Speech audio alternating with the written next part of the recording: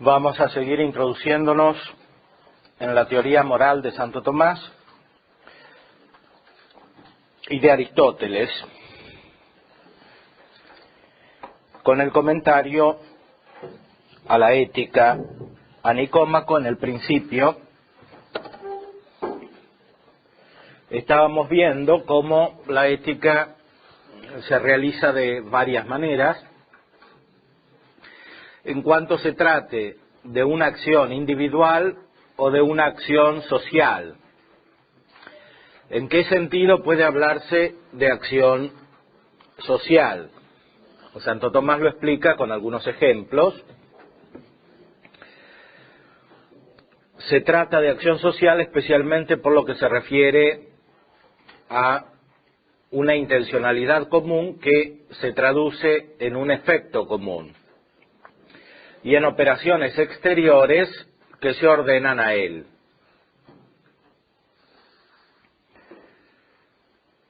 Hay una parte monástica de la filosofía moral, que es la que se trata en este libro de la ética nicomaquea.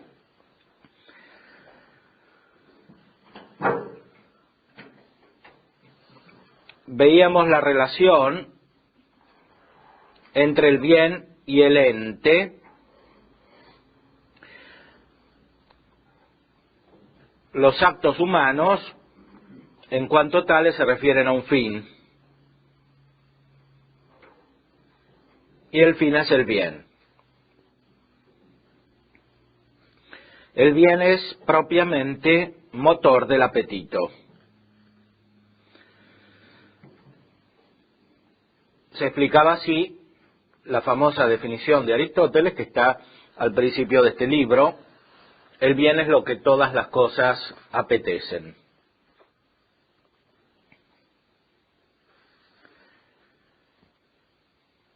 ¿En qué sentido se puede decir que algunos apetecen el mal? Lo apetecen bajo la razón de bien,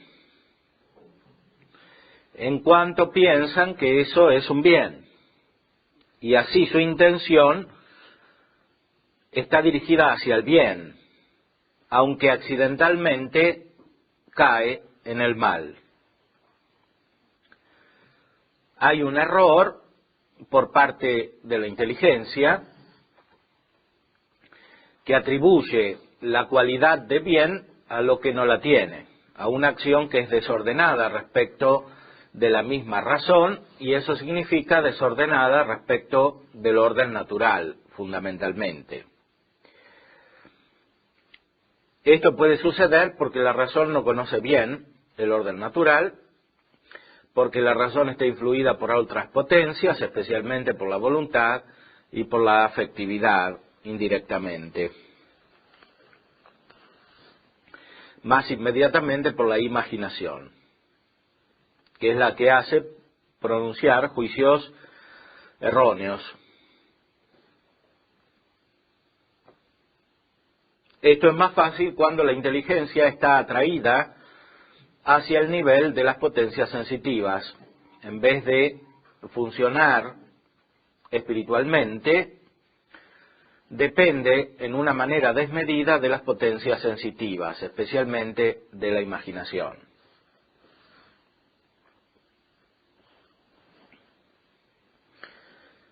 Hay otros autores que han profundizado esto. Uno es un autor espiritual, pero que tiene gran conocimiento filosófico. San Juan de la Cruz explica en sus libros que la razón, en cuanto a capacidad discursiva, está muy unida con la imaginación.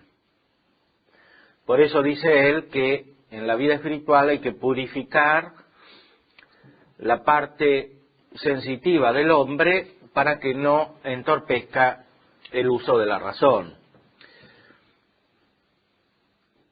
Eso se da para él cuando se pasa de la meditación a la contemplación. La meditación está basada especialmente sobre el razonamiento, sobre el discurso, el pasar de una cosa a la otra. La contemplación es quieta. En el discurso, dice él, hay una unión especial con la imaginación.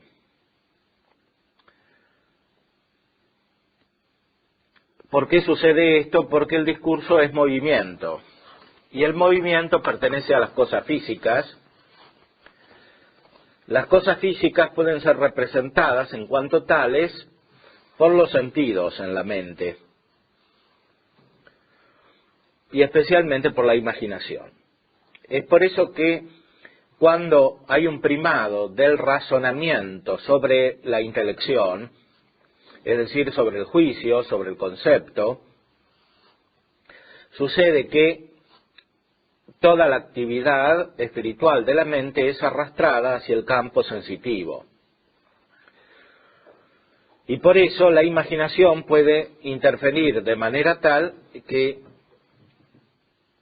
falte la claridad en la inteligencia, es decir, que se conozcan algunas cosas con profundidad y otras no, y que los juicios que requieren una visión compleja y total de la realidad se hagan de una manera errada.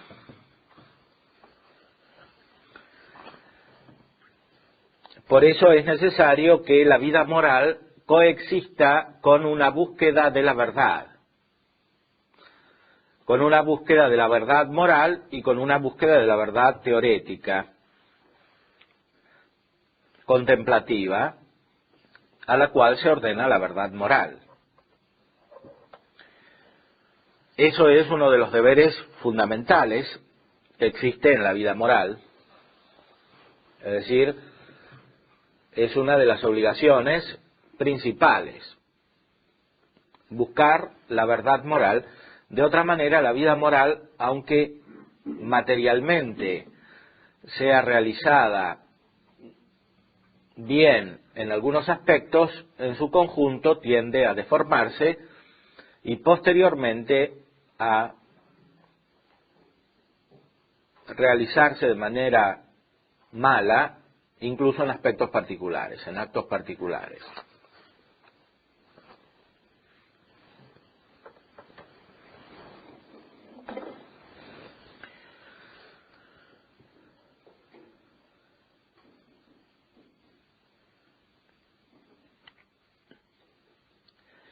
La voluntad por sí misma tiene por objeto el bien, siempre.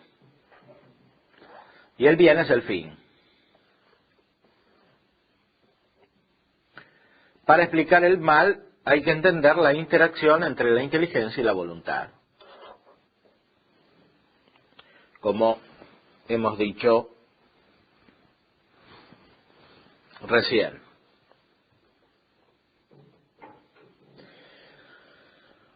El bien es lo que todas las cosas apetecen, dice Santo Tomás. Esto hay que entenderlo en todos los órdenes, no solamente en el orden de las sustancias espirituales, o de los hombres,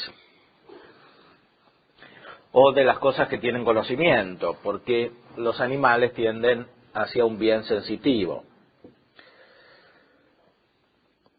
Incluso las cosas que carecen de razón tienden por un apetito natural hacia el bien, no como conociéndolo, sino por el hecho de que son movidas por alguien que conoce hacia el bien. Es decir, por el orden del intelecto divino. Para entender bien el orden moral hay que situarlo en el conjunto del orden del universo, que es un orden metafísico. En este sentido, la moral se conecta con la metafísica, aunque no consiste solamente en una ciencia metafísica, porque se refiere al hombre que tiene materia, que no es puramente espiritual. De cualquier modo, cuando se trata de conocer la tendencia de todo el universo hacia el bien, es necesario ejercitar el pensamiento metafísico. Esto lo encontramos de una manera muy clara en la quinta vía para probar la existencia de Dios, en la Suma Teológica, cuestión segunda.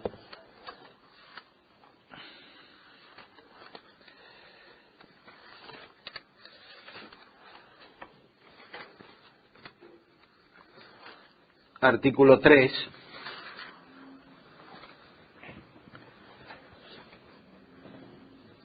la quinta vía se toma del gobierno de las cosas.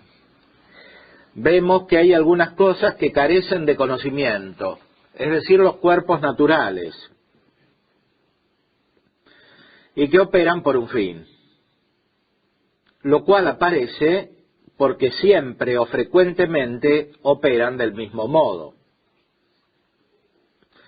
para alcanzar aquello que es óptimo. Por eso es manifiesto que no lo hacen casualmente, sino que llegan al fin a partir de una intención.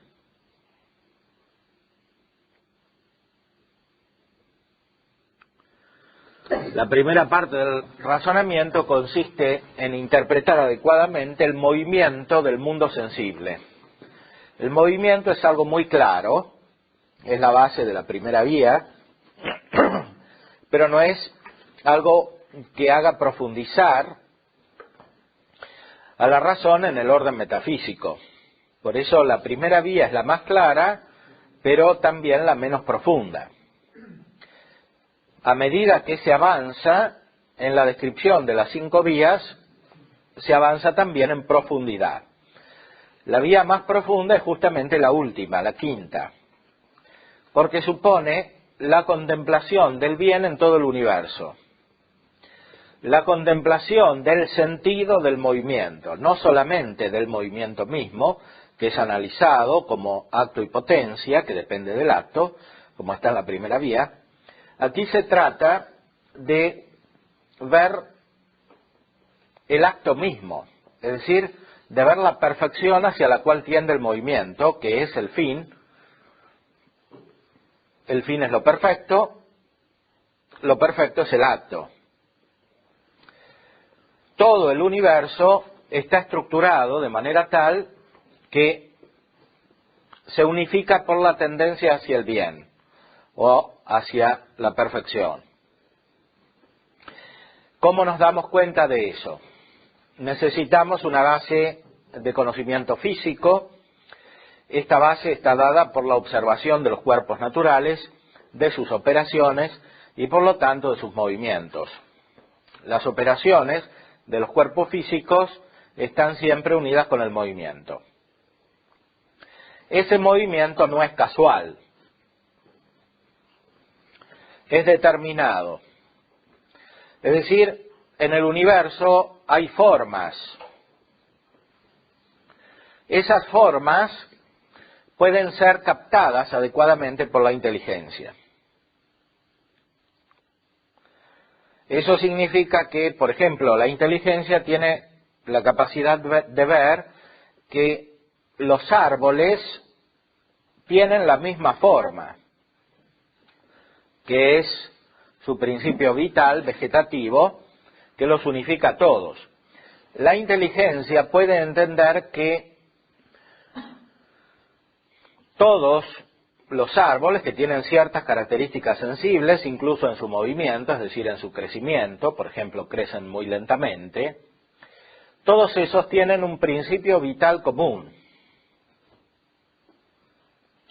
Los darwinianos, por ejemplo, con sus teorías de la evolución radicales, en muchos casos no son capaces de captar la forma que unifica los entes vivientes, y por eso para algunos darwinianos todo es fruto de una evolución casual, es decir, no hay un orden en el universo, y esto no lo pueden entender porque no tienen una concepción adecuada de la inteligencia, tienen una concepción de raíz nominalista y empirista. La inteligencia no es más que un sentido debilitado. En la concepción realista, en cambio, la inteligencia es capaz de captar una forma que está realmente presente en los entes del universo físico, que los hace actuar, y eso quiere decir que los hace mover. La inteligencia, por lo tanto, puede captar no solamente el movimiento, como en la primera vía, sino el sentido del movimiento. El sentido del movimiento, en primer lugar, se capta en cuanto que las cosas físicas obran de la misma manera. Entendemos que hay un orden cuando vemos que el árbol crece de manera tal que se forma un tronco y después ramas y después hojas, no solamente en un individuo, sino en muchos individuos. Por eso el agricultor puede plantar árboles, porque sabe que de esos individuos va a obtener un resultado, que son los frutos del árbol. Ese resultado lo puede captar con la inteligencia. No es meramente un instinto que tiene el agricultor para plantar muchos árboles en fila y establecer una plantación productiva. Es inteligencia la que tiene. Esa inteligencia tiene su fundamento en la forma del árbol, o más específicamente en la forma de esos árboles de los cuales se trata, de las manzanas, de las peras, etc.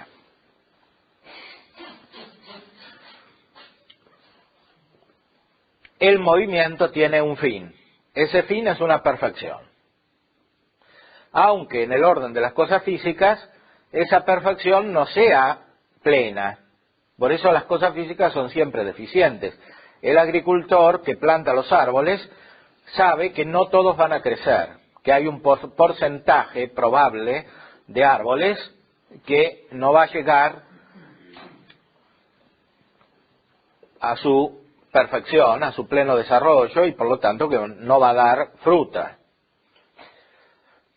¿Por qué sucede eso? Porque la forma en la materia no se realiza perfectamente.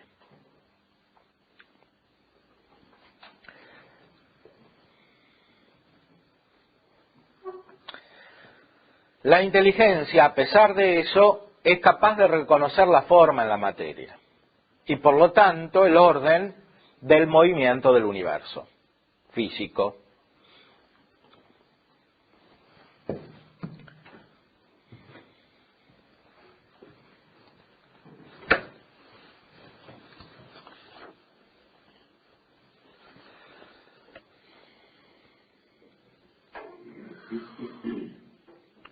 Eso significa todavía más que la inteligencia es capaz de captar una intención. Una intención significa un ordenamiento inteligente. La inteligencia no solo capta la forma en el universo, que unifica muchos entes individuales, sino que capta una intención en el movimiento. Es decir, que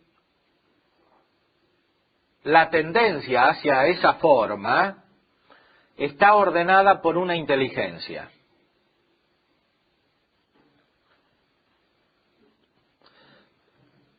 La inteligencia y lo determinado van juntos. La inteligencia y el orden van juntos.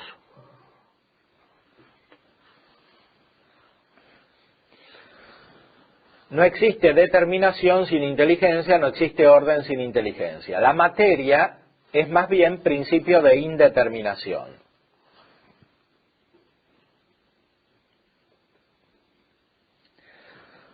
Cuanto más material es una cosa, es más indeterminada.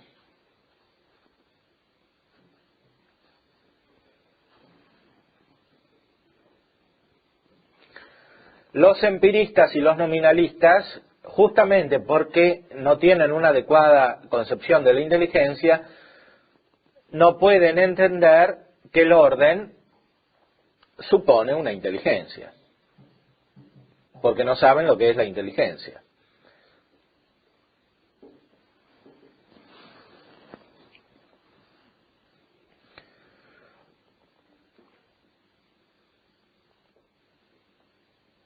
La quinta vía procede hasta encontrar a Dios.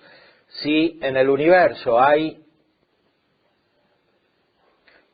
una intencionalidad presente, eso significa que el movimiento del universo material es fruto de una inteligencia.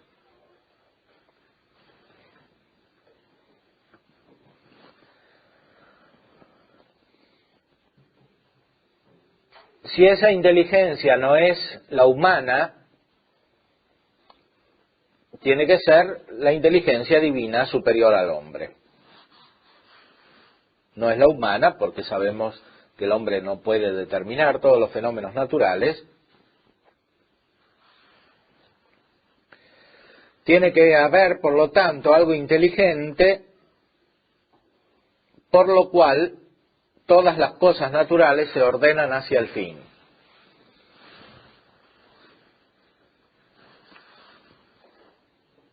Y a este lo llamamos Dios.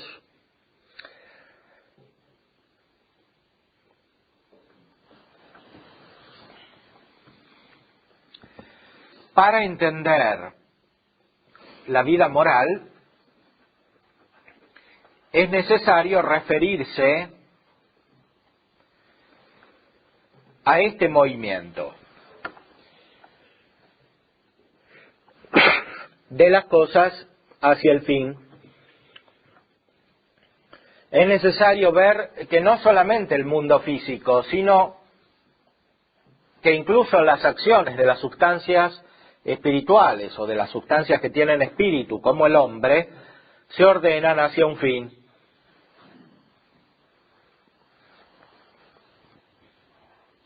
Esto es la base de la moral, es una base metafísica. Por eso, cuando se cancela la metafísica, se cambia la moral. Esto es lo que sucede en el pensamiento kantiano.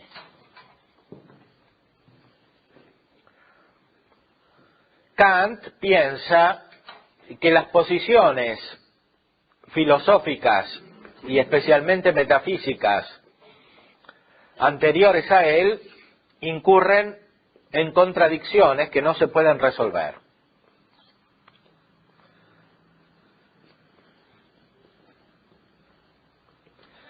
Eso ya lo había expresado Descartes,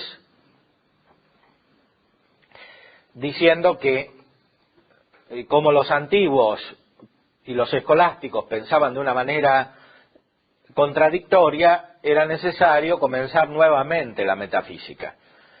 Descartes no había cancelado la metafísica. Kant, en cambio, cancela la metafísica en el sentido de la tradición, porque piensa que esas contradicciones que aparecen en las distintas escuelas son intrínsecas a la metafísica. Hay que anular la metafísica entendida de esa manera, hay que restablecerla de otra manera, que es simplemente una prolongación de la física, es una especie de filosofía de la ciencia, lo que quiere hacer Kant. A esa filosofía de la ciencia la llama, en la crítica de la razón pura, metafísica de la naturaleza. Kant quiere cancelar la metafísica en el sentido clásico porque supone que la metafísica surge de las tendencias individuales hacia la felicidad. Esa felicidad, para él, consiste en un bien sensible. Consiste en un estado subjetivo que no puede ser entendido de otra manera que como sensible. Por lo tanto, la metafísica, como se desarrolló en la tradición clásica de la filosofía y en la filosofía escolástica, e incluso en la filosofía moderna hasta él, por ejemplo, en Christian Wolff, que era el antecedente inmediato, toda esa metafísica tenía como presupuesto la intención de imponer a los demás un modo de placer subjetivo, que es tal solo para aquel que formula ese tipo de pensamiento metafísico. Dentro de la metafísica, Kant engloba también a la religión, al pensamiento teológico.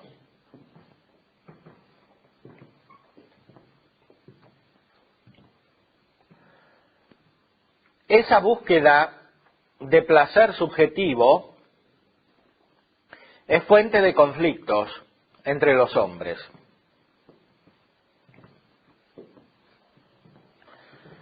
Cada uno quiere imponer su teoría a los demás. Por lo tanto, la metafísica es fuente de inmoralidad.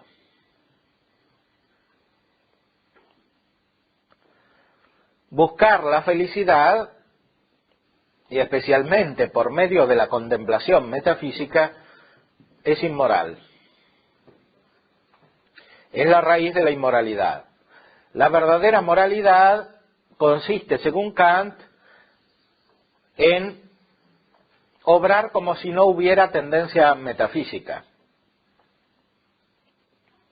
Esto es el imperativo categórico, que es una ley universal.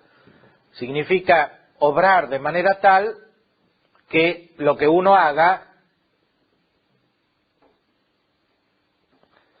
puedan hacerlo válidamente también los otros.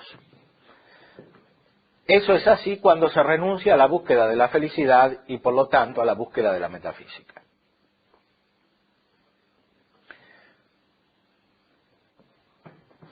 A partir de esta idea, Kant reformula toda su teoría del conocimiento y establece la crítica de la razón pura. El modo que tenemos que tener en el pensamiento debe ser tal que garantice la vida social, entendida de esta manera. ¿Cuál es la raíz última de este pensamiento kantiano? La renuncia a la contemplación.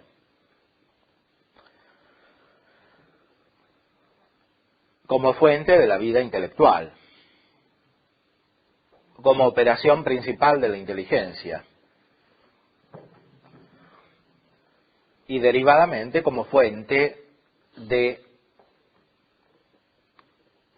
las operaciones de la voluntad, porque lo que busca la voluntad es esta operación de la inteligencia que consiste en la contemplación, como nos había enseñado Aristóteles, lo habíamos recordado.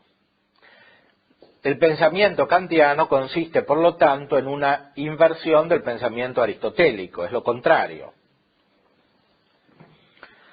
Sobre todo es lo contrario de la ética aristotélica.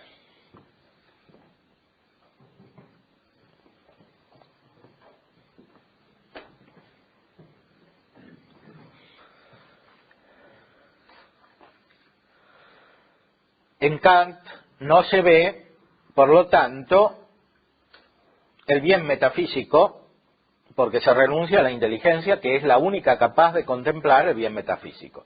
Por esta razón, toda la moralidad está distorsionada, y toda la teoría acerca de la moralidad, toda la ciencia moral, está cambiada.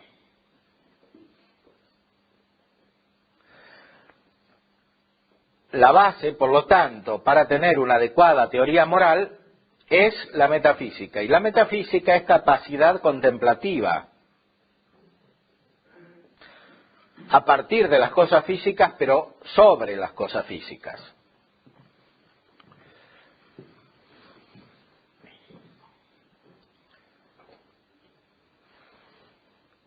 Una adecuada moral en su constitución científica y en su enseñanza, en su pedagogía, debe tener en cuenta como principio esta contemplación metafísica del bien.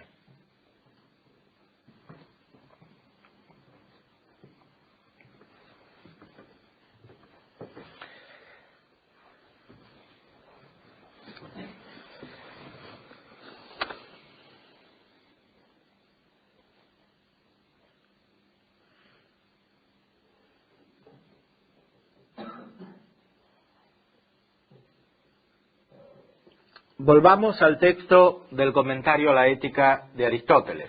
Sí, respondo a la pregunta. No entendí bien. La crítica que hace Kant es correcta. O sea, decir que tenemos como un fin subjetivo que es nuestra felicidad y que pues está mal la metafísica. ¿Es correcta esa crítica o no? Bueno, no es correcta. Justamente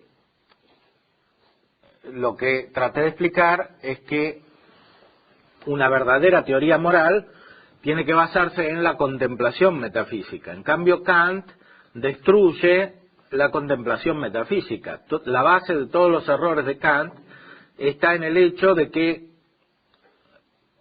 para él la inteligencia no tiene una verdadera capacidad de contemplar la realidad. ¿Qué quiere decir? De contemplar el ente, de contemplar la verdad, de contemplar el bien. Para establecer una adecuada teoría moral es necesario que haya una verdadera metafísica y que en la enseñanza de la moral se contemple este aspecto metafísico. Por lo tanto, lo que dice Kant está equivocado. Pero es porque critica la metafísica. O sea, ¿qué es lo que va en la moral metafísica? No entiendo. Que cuando uno hace metafísica, en realidad está buscando simplemente un estado subjetivo, sensible, afectivo. Porque para él, el gozo de la contemplación no es otra cosa que el gozo de una facultad sensitiva. Mientras que para Aristóteles, para Santo Tomás y para todo el pensamiento filosófico clásico, en primer lugar, la operación por la cual la inteligencia alcanza el bien es espiritual, es inmaterial. Y en segundo lugar, el gozo que tiene la voluntad porque la inteligencia alcanza el bien es también espiritual, es inmaterial. Kant no conoce otra clase de gozo que el gozo sensitivo. Y por eso piensa que los metafísicos en realidad son unos sensualistas. Son personas que buscan el bien físico o el bien afectivo, de cualquier modo un bien subjetivo entendido en el orden sensible. Por esta razón, para Kant, los que buscan la felicidad y los que buscan la contemplación, los metafísicos, son inmorales. En cambio, la gente moral es la que renuncia a este placer subjetivo, renunciando a la contemplación y estableciendo toda la vida sobre la base de la razón. Esta razón, sin embargo, lo único que puede encontrar son reglas formales, que en el fondo son reglas negativas. O sea, la vida moral es establecer de tal manera el orden social que se impida que los individuos tiendan a su felicidad particular, que es sensitiva, a su propia contemplación y por lo tanto que se desordene el conjunto. El único orden social que entiende Kant es este, formal. Formal significa alejado de cualquier contemplación de la realidad misma. Es un orden que consiste en un funcionamiento, nada más. Un funcionamiento significa una organización óptima de las operaciones humanas que son entendidas solo como algo exterior, como algo manifestado sensiblemente. O sea, la ilustración de lo que piensa Kant la tenemos en el Estado moderno. El Estado moderno garantiza el funcionamiento de la sociedad, pero no la mueve hacia ningún bien. Más aún, fundamentalmente, como vemos en los últimos años, trata de reprimir cualquier tendencia que se manifieste en la sociedad hacia un bien que sea inteligible, que sea superior a lo sensible. porque esto es entendido como la imposición por parte de algunos a el conjunto de la sociedad de una determinada manera de actuar, que otro sentido no tiene la teoría, o la metafísica, o la religión. Me entra una duda en cuanto que la inteligencia juega un papel pues, importante para conducirnos hacia el bien. Entonces, ¿cómo se respondería ante ante la pregunta de aquellas personas que están disminuidas de facultades en cuanto que no alcanzan a distinguir bien lo que contemplan o lo que ven de alguna manera para conducirse hacia bien? Me refiero a todas aquellas personas en las que de alguna manera están dañadas, que tienen algún trastorno mental o nacen así por alguna cuestión genética. Entonces, ¿cómo lo justificamos si la inteligencia fue un factor pues importante? Bueno, la respuesta no puede ser natural, la respuesta última es sobrenatural. La gracia permite ese desarrollo de la inteligencia. La naturaleza no lo permite, justamente por lo que hemos indicado antes, porque en las cosas físicas la realización de la forma no es perfecta, no solo en cada individuo, sino en el conjunto de los individuos. Por eso siempre hay individuos que presentan deficiencias en su constitución. Eso significa también deficiencias físicas y por lo tanto una incapacidad de la inteligencia de realizar sus operaciones, porque la inteligencia humana requiere de los sentidos y por lo tanto de los órganos que corresponden a esos sentidos. Entonces, una respuesta para este problema en el orden natural no hay. La única respuesta es que esas personas naturalmente no podrían llegar a una perfección humana. La respuesta verdadera la da la gracia. Por la gracia, la inteligencia de esas personas puede alcanzar un desarrollo como o más alto que el de las personas que tienen una configuración corporal normal.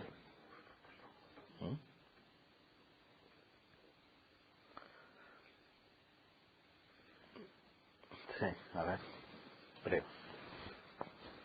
A ver. Solamente volviendo al tema del Kant, podemos decir en otras palabras que Kant descuida el aspecto que usted nos mencionó de la vida moral, consiste también en la búsqueda de la verdad moral, que él, digamos, no ha captado plenamente lo que esto significa. Sí, no solo no lo ha captado, sino que lo pone como fuente de la inmoralidad misma. O sea, esa búsqueda de una verdad es la fuente de los conflictos en la sociedad. Y es la fuente del egoísmo, porque por sí misma esa búsqueda significa la búsqueda de un placer individual, que es sensitivo. Cuando uno busca la verdad, Kant piensa que está buscando un placer personal. Y él no entiende otro tipo de placer personal que el placer sensitivo. Por lo tanto, eso es inmoral doblemente, porque es búsqueda de placer sensitivo, es decir, inferior a la razón, y porque es fuente de conflictos sociales. Esto claramente significa que la concepción de la razón está cambiada, y cómo está cambiada lo explica él mismo en su crítica de la razón pura. Sí. ¿Este concepto de Kant, hay un texto donde se encuentra este pensamiento resumido o es un poco en muchos lugares? Bueno, este pensamiento está en los dos prólogos a las críticas. Allí está todo Kant explicado bastante bien. Y también está al principio de la religión dentro de los límites de la pura razón. Me interesa sobre todo el aspecto de esto que la búsqueda de la verdad es fuente de conflictos. Eso está sobre todo en la paz perpetua.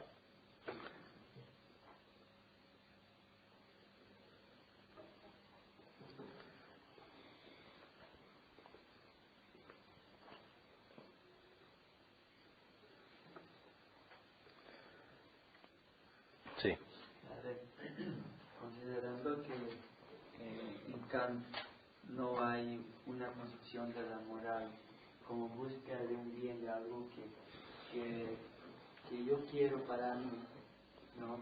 ¿Cómo es que ha habido tanta gente que ha tomado esa concepción de que de eso está mal, ¿no? Si cada quien busca su bien, si cada quien busca el fin naturalmente, ¿cómo es que ellos van a rechazar esa concepción? Bueno, eso Kant rechaza esa concepción que está en la naturaleza misma del hombre porque tiene una profunda tergiversación de la vida interior, de lo que significa la vida interior humana. O sea, él tiene una experiencia interior que no le permite entender que esa búsqueda del bien es algo bueno, o que esa búsqueda intelectual del bien es algo natural. Y eso aparece en algunas obras precríticas, por ejemplo, cuando compara los sueños de un visionario con los sueños de la metafísica. Visionarios eran personas que veían espectros o fantasmas que se les aparecen.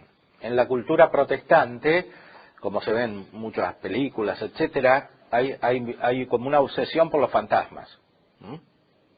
En la cultura anglosajona protestante hay esta obsesión por los fantasmas porque no tienen una adecuada concepción de la mística como tienen los católicos.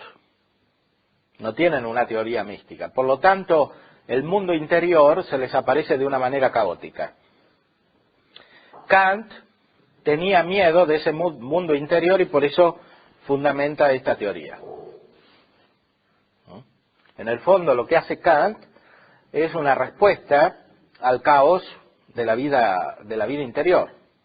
Porque en el protestantismo no hay una adecuada concepción de la mística, no hay un magisterio que garantice esto, y por lo tanto la vida interior tiende a manifestarse de una manera caótica y subjetivista, y sujeta también a influjos preternaturales o diabólicos, que naturalmente producen miedo a la persona humana. Entonces, para evitar todo esto, que Kant no sabe distinguir, porque no tiene los elementos, establece su teoría moral y su teoría gnoseológica. Bueno, después seguimos.